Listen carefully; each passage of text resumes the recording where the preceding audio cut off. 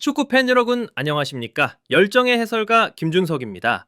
시청자 여러분, 혹시 바둑판에서 완벽하게 그야말로 흰돌 하나 남기지 않고 패배한 사람이 마지막에 어떤 행동을 하는지 아십니까? 바로 그 바둑판을 뒤엎어 버리는 겁니다. 그러고는 이렇게 외치죠. 이 게임 말고 다른 게임이었다면 내가 무조건 이겼다라고 말입니다. 바로 오늘 중국의 언론 소후닷컴이 우리 모두의 눈을 의심하게 만드는 그야말로 교과서적인 탄 뒤엎기를 시전했습니다. 그들이 무엇이라고 주장했는지 아십니까? 자그마치 아시아 축구의 희망은 중국에 있다. 네, 여러분 잘못 들으신 게 아닙니다.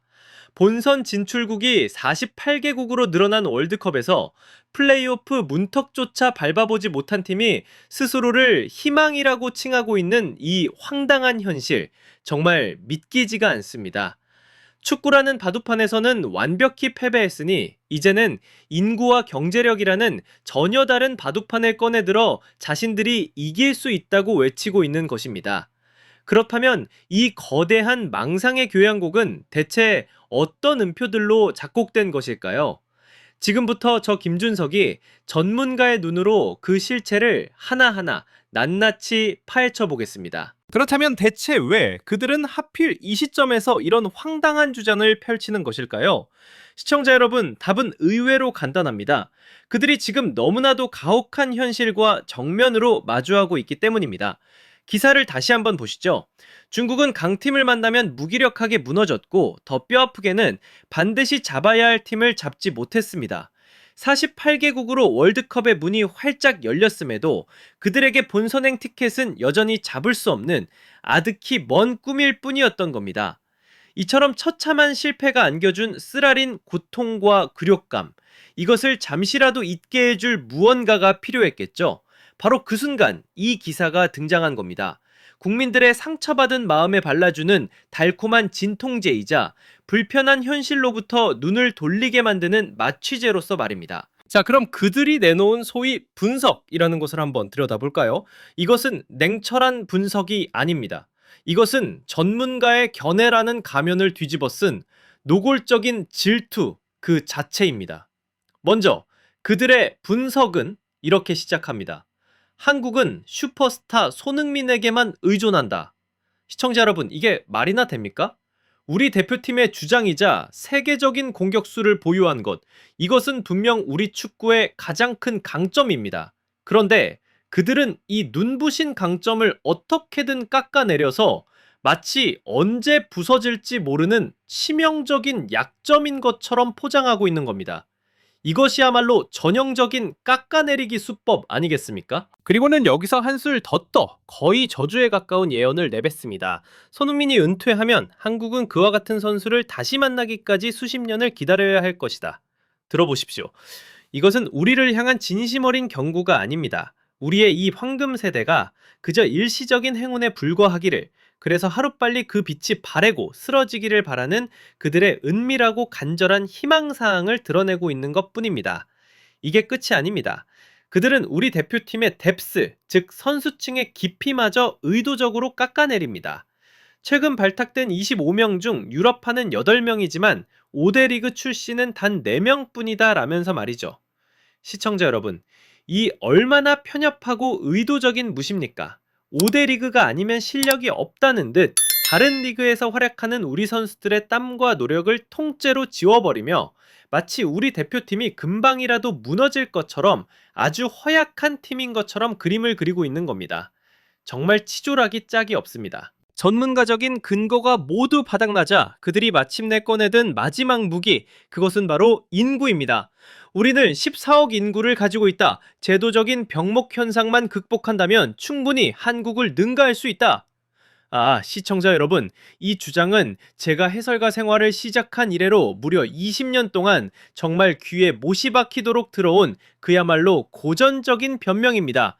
이것은 모든 실패를 가려주는 아주 편리한 방패막이자 스스로에게 던져야 할 가장 근본적인 질문으로부터 도망칠 수 있게 해주는 비상구인 셈이죠. 그 진짜 질문이 무엇이겠습니까? 바로 이것입니다. 어째서 14억이라는 그 엄청난 인구 속에서 그라운드 위에서 함께 호흡을 맞출 단 11명의 선수를 찾아내지 못하는가? 이 질문에 대한 대답을 피하기 위해 그들은 언제나 인구와 잠재력이라는 허울 좋은 단어 뒤에 숨어왔던 겁니다. 그리고 여기서 그들의 논리는 그야말로 정점을 찍습니다. 가장 기가 막힌 부분은 바로 전혀 다른 종목인 올림픽 성적을 끌어들이는 대목입니다. 중국은 종합적인 국력에서 한국과 일본을 훨씬 능가한다 라고 주장하면서 말이죠. 시청자 여러분, 이것은 명백한 궤변입니다. 그들은 단기간에 집중적인 투자와 수확이 가능한 개인 종목과 수십 년에 걸친 꾸준한 투자, 그리고 눈에 보이지 않는 풀뿌리 문화와 체계적인 시스템이 뒷받침되어야만 꽃을 피울 수 있는 축구라는 스포츠를 동일선상에 놓고 비교하는 어처구니 없는 오류를 범하고 있는 겁니다. 결국 올림픽 이야기를 꺼냈다는 것 자체가 축구라는 이 위대한 스포츠의 영역에서는 더 이상 할 말이 남아있지 않다는 것을 스스로 인정하는 일종의 패배 선언이나 다름없는 것입니다. 자, 시청자 여러분, 바로 이 지점에서 이 거대한 망상의 교향곡은 마침내 그 절정, 클라이맥스를 맞이하게 됩니다. 그들의 주장을 보시죠. 제도적인 병목 현상만 극복한다면 한국을 충분히 능가할 수 있다. 아, 이 얼마나 완벽하고 아름다운 문장입니까? 왜냐고요? 바로 모든 실패의 책임을 눈에 보이지도 않고 손에 잡히지도 않는 시스템이라는 단어 하나에 전부 떠넘길 수 있기 때문입니다. 이 마법 같은 단어 하나만 있으면 기술이 부족했던 선수의 책임도, 전술이 부족했던 감독의 책임도, 그리고 미래를 내다보지 못한 축구협회의 책임까지도 전부 깨끗하게 사라지는 겁니다. 그들의 현재는 실패입니다. 그래서 그들은 절대 현재를 말하지 않습니다. 대신 그들은 만약에 라는 가정이 붙는 미래, 모든 문제가 마법처럼 해결될 것이라는 막연하고 허황된 미래만을 이야기하는 겁니다. 시청자 여러분, 이것은 자신감이 아닙니다.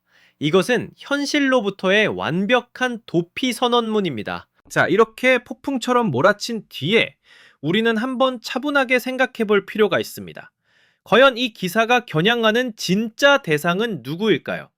한국의 축구 팬들, 바로 우리일까요? 아닙니다. 절대 아닙니다. 이 기사의 진짜 독자는 바로 중국 국민, 그들 자신입니다. 이것은 월드컵 탈락이라는 쓰라린 굴욕감을 잠시나마 잊게 해주는 일종의 강력한 정신적 안정제인 셈입니다. 오늘의 깊은 실망감 속에서도 내일은 다를 것이다 라는 막연한 희망, 헛된 꿈을 팔고 있는 것입니다.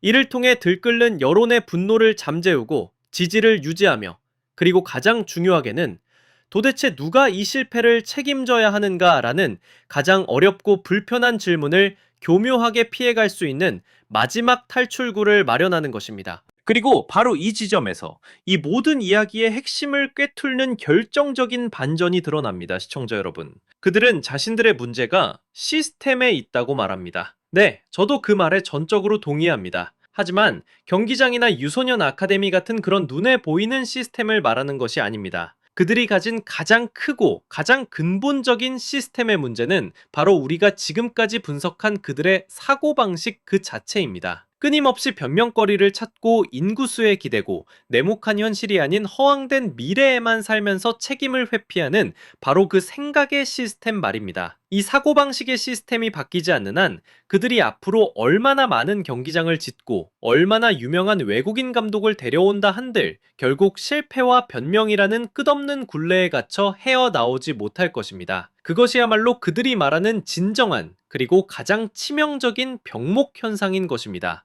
결론적으로 오늘 우리가 목격한 것은 자신감이 아니라 현실로부터의 도피 선언문입니다.